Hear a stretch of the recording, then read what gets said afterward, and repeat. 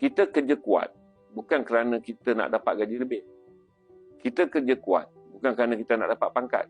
Kita kerja kuat supaya makin hari kita makin orang berguna. Takut nanti lama-lama kita jadi orang yang tak berguna dalam syarikat. Syarikat kena bayar gaji buta kat kita. Mula-mula kita kerja. Kita kata kerja macam ni je lah. Tapi kita selalu anggap yang kita kerja kuat ni syarikat dapat manfaat atas kita. Tapi kita tak tahu. Bila kita tak maju, kita ni mudarat pada syarikat. Mana ada orang pernah cerita diri kita sebagai mudarat pada syarikat. Syarikat kena tanggung kita dengan gaji yang tak setimpal. Syarikat kena tanggung kita macam biawak hidup. Syarikat kena tanggung kita macam membawa besi buruk yang tak boleh nak dijual.